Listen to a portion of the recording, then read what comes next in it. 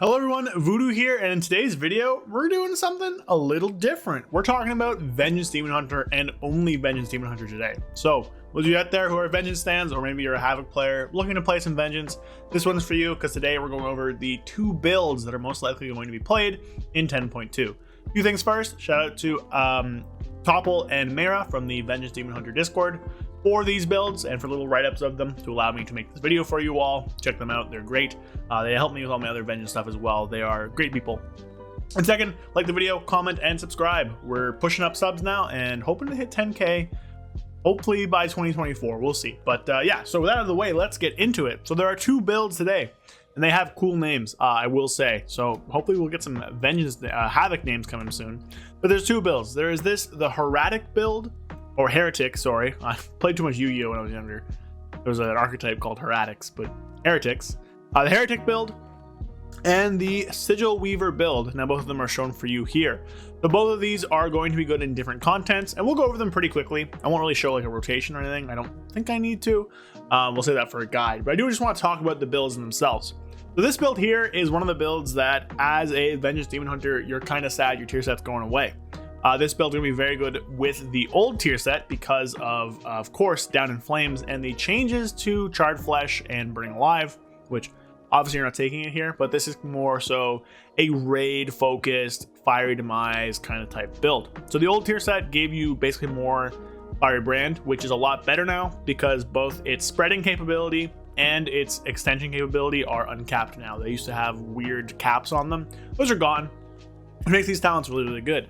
But again, this is kind of your single target raid build. Now, these points here are pretty locked in, coming down to take a lot of these different things. There are choices though. So the big one right now is in the bottom of the tree, and it's this Stoke the Flames node. If there's AoE, you can pretty easily put this into Burning Alive. You can also put it down into Soul Carver for a little bit of a mixture of damage or survivability. But generally speaking, Stoke the Flames is kind of the main idea here. This one here doesn't really play too much with the current tier set. Obviously it does a bit because you have stuff like Cycle of Binding, which is really good. And you also have stuff like Chains of Anger.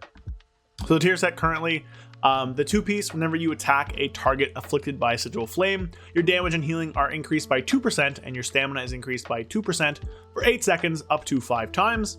And the 4 set is whenever Sigil of Flame's periodic damage, which is the dot, it has a chance to flare up, shattering an additional soul fragment from the target and dealing 16,000 additional damage. Each 40 Fury you spend reduces its cooldown by 1 second. So this is actually really, really good in conjunction with another talent we're not really taking right now, at least in raid, Illuminated Sigils. However, with this build, it just kind of gives you some nice extra damage and stacking up with the thing. Going here to combat. I guess we'll go against one target to make things a little more realistic for y'all. We go here and we just kind of hit it. You can watch my buffs kind of stack up. 7, 8, it goes up pretty quickly. And I'm up at 5 here. Now in raid, without any of the other builds, without any like the other sigil stuff, you won't have the most uptime on this. Sigil of Flame is going to have like a 18-second uptime, or a CD. Which gives you like solid enough uptime. But against AoE, against multiple targets, you put it down, go in, you soul cleave once. That's only 1 stack actually. Okay, my bad. It actually used to be, okay, it is multiple stacks. So whenever you hit multiple targets, you get multiple stacks. That's kind of the whole idea here. So pretty good overall, pretty useful tier set. It doesn't play too much with this build, but again, this build is more so for single target damage.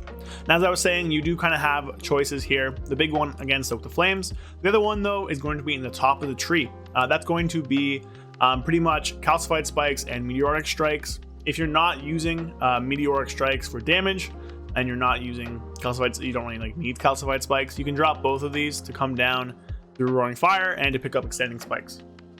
I personally don't think there's ever really a reason to do so, but you can totally do that if you don't want to use Meteoric Strikes for damage or anything like that. You can drop that and pick this up, which is fine, but again, I would just kind of recommend here. So pretty rigid here. If you want Darkness, you can drop this out, these two, pick up this, this, and this, or you can alternatively come over, drop all this stuff again, and just drop a point here, pick that up, and then, you don't have as long of a thing, but you can do that. So those are kind of your options to pick up Darkness. Realistically speaking, depends what you want to do, but that is going to be this kind of single target build. Now, I will say this build also works pretty well on M+. You can just kind of drop this for this, and boom, you get an M+ build. But the next build I'm going to show you, the Sigilweaver build, works a lot better there. So I was messing around with the darkness stuff, but this is probably what you'll end up playing for Mythic Plus. And this one has a lot of cool stuff that the other one doesn't. This one works a lot better with the new tier set. So first things first, it picks up Sigil of Silence, which is an insane talent. Vengeance Demon Hunter getting this is a crazy thing. This is basically one of the best things in the game. There's an 8-second silence on a 1-minute recharge. You have 2 charges of it because of fun little talent down here, Illuminated Sigils. So this makes all your sigils have additional charges, which is really good. It also gives you a 20% increased chance to parry whenever enemies are afflicted by your Sigil of Flame. So this is really good in multiple targets. Again, if we walk up and we just kind of throw Sigil of Flame down, actually I have it talented. Throw Sigil of Flame down here, we watch my parry chance, immediately it goes up to 44%. Push some demon spikes, 59%, and my crit is miserable. I really do not have a really good crit score. So you can have a really high parry chance here to make, actually I guess my crit is pretty good, but you can have a really high parry chance to get like really high just parry uptime, which is going to be incredibly strong in dungeons whenever you're against multiple targets, a lot like Blood Death Knight from season 3 and 4 of Shadowlands. This is really good. However, on top of just giving sigil skills 1 extra charge, like Sigil of Flame, it also works on stuff like Legion Decree. You can double dump a Legion if you want. You can double Sigil of Flame, which is cool. You can double Sigil of Silence, which is also cool, and double Sigil of Misery. So you have a lot of mob control with this. Obviously, I wouldn't recommend dumping all your sigils at once like that, although with Cycle of Binding, you do get a lot of CDR from them, so that's pretty fun. So lots of sigil stuff here with this build. You're also taking stuff like Chains of Anger just to give you more sigil duration, which is just strong with your tier set. But this is the main idea for the build, just, you know, rotating through your sigils a lot, getting a lot of different sigils up, getting a lot of your parry chance, which is like your bread and butter stuff here.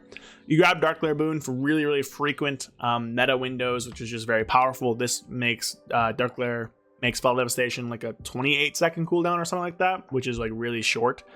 Otherwise, you just pick up the Fiery Brand stuff because it's just powerful. You get a lot of damage increase here. It spreads every 1 second now and is uncapped, which is very powerful. And then you can just kind of increase your duration. If we go up here and just kind of throw Brand out, Sigil Flame, you can see it's going to kind of spread really quickly to every target here. And if I had enough haste, I'd actually be able to get another Fiery Brand out. Actually, I think I will be able to get another Fiery Brand out here. Sorry, Immolation Aura. So boom, we can do another one now. So these are actually going to last a long time now. And again, if I had more haste, they'd last even longer. But that is a very lengthy uptime for Fiery Brand in AoE, which is going to be very good for Vengeance. Now there are flex points here, obviously. We're going to break them down a bit differently. So these ones are going to be broken down kind of by the gate they're in. So in the top gate, you have 1 flex point, and that is Calcified Spikes. Calcified Spikes is a pretty minor defensive bonus. It's roughly 80% uptime on an average 6% DR, which is solid, but you know, if you're in like lower content or stuff you're comfortable with, you can take Ascending Flame just for more damage, and this only increases the initial hit of Sigil Flame, which is not where most of its damage is. A lot of the dot portion is where a lot of the damage comes from. So this is less damage than you might think, but it still is better for damage than this button. So, you know, if you're in lower content where you don't really need the defensives, or if you're super comfortable, you can pick up this, otherwise grab that. Down here, you have a lot more options. So you pretty much have 2 nodes to kind of put wherever you want. And those nodes are going to be the one on Volatile Flameblood and the one in Soul Furnace. Now I will note, you do need to put points into one of these 2 here, but your options here are between Soul Furnace, Volatile Flameblood. So Soul Furnace just gives you more damage every 10 soul fragments. This one just gives you Fury whenever you crit. And then you can put those into Sigil of Chains, which is another sigil to grab, which puts down a sigil. Every time it activates, it kind of pulls everything to the middle of the sigil and then slows them. It's very unique, very powerful, and actually is able to be picked by Vengeance again, which is cool. And you will get 2 charges of this, and they will interact with Cycle of Binding just to give you more sigils. So that's cool. You can pick up that, or you can put 2 points into Painbringer. Now again, you could also do 1 point into Painbringer, 1 point somewhere else. That is your prerogative. But generally speaking, 2 points here if you're going into like dungeons where you need that defensiveness, right? This is a pretty strong defensive option with all the soul fragments you can generate. Pretty much every soul Spirit Bomb is just 10% DR, and you can just go higher than that. So very good if you need the defensiveness. If not, you can put one here, or whatever you want. So basically you have the option of Soul Furnace and one of these 2 talents, or 2 points in Painbringer. I guess also you could do 1 and 1, but whatever. That is kind of it for this build. So pretty interesting stuff here. Very, very similar for Vengeance's case to previous things. I won't really touch on the clash tree too much in this one because you don't really need to. You're just gonna take this for the most part. I guess you could drop like Fellblade for one of these nodes up here if you needed to. But you don't really need to. And you normally have, you know, just enough stops otherwise, so don't really need more mob control as Vengeance, but you always can take it. So Vengeance is looking very powerful with all their sigils and stuff, all their just mob control they have. Just like look at all these sigils I can put down, right? Like look at everything I'm putting down here.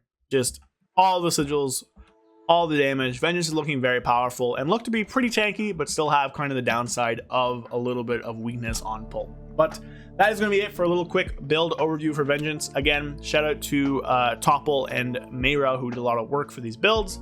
I'll link the builds in the description. Check out the Demon Hunter Discord as well for them. And yeah, so I hope you guys enjoyed. So a little bit of a Vengeance video today, spice things up. And yeah, so I'll catch you guys next time. Hope you guys are having a good day. Like, subscribe, comment, all the fun stuff. Peace. A big thank you to all my channel members.